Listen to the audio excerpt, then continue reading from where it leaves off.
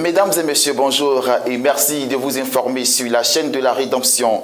Le révérend pasteur Tembo Da a été investi en qualité de gouverneur de plein exercice dans le district d'Abidjan pour le compte de l'ordre de l'église de Côte d'Ivoire. Et cette cérémonie d'investiture riche en émotions a eu lieu ce dimanche 4 mars 2018 à Yopougon, Jesco, en présence du prophète Ablé Guy François, président mondial de l'ordre de l'église de Côte d'Ivoire et du bureau exécutif de cette institution.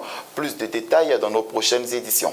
L'église chrétienne du plein évangile, située à Yopougon-Niangon Sud à gauche, a reçu la visite du président mondial de l'ordre de l'église de Côte d'Ivoire, ODECI, ce dimanche 4 mars 2018.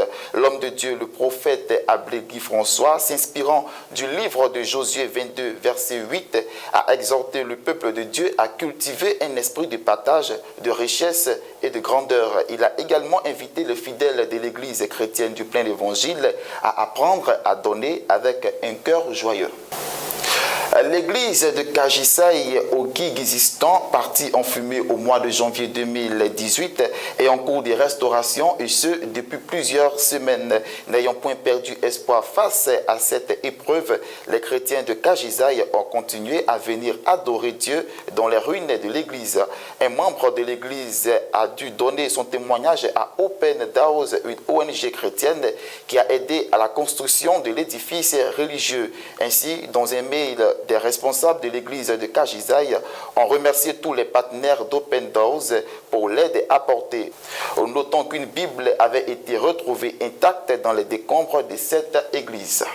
Un mot en santé en Côte d'Ivoire, le ministre de la Santé et de l'Hygiène publique, Raymond Goudou Kofi, a annoncé vendredi 2 mars 2018 au cours de la cérémonie de lancement de l'initiative présidentielle de lutte contre le paludisme que la Côte d'Ivoire vient de bénéficier de la part des États-Unis d'un appui financier à hauteur de 25 millions de dollars, soit plus de 13 milliards de francs CFA. Un geste salué par Madame la ministre.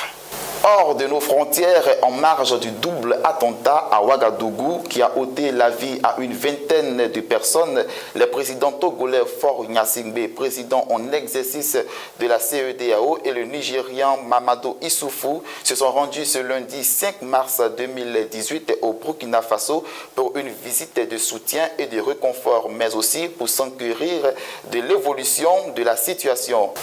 À cet effet, les deux chefs d'État seront précédés dans leur visite de soutien auprès des autorités burkinabées par le secrétaire permanent du G5 Sahel, le Nigérien Mahaman Sambo Sidibé, qui lui aussi rencontrera le président Roch Marc Christian Kaboré à Kosiam.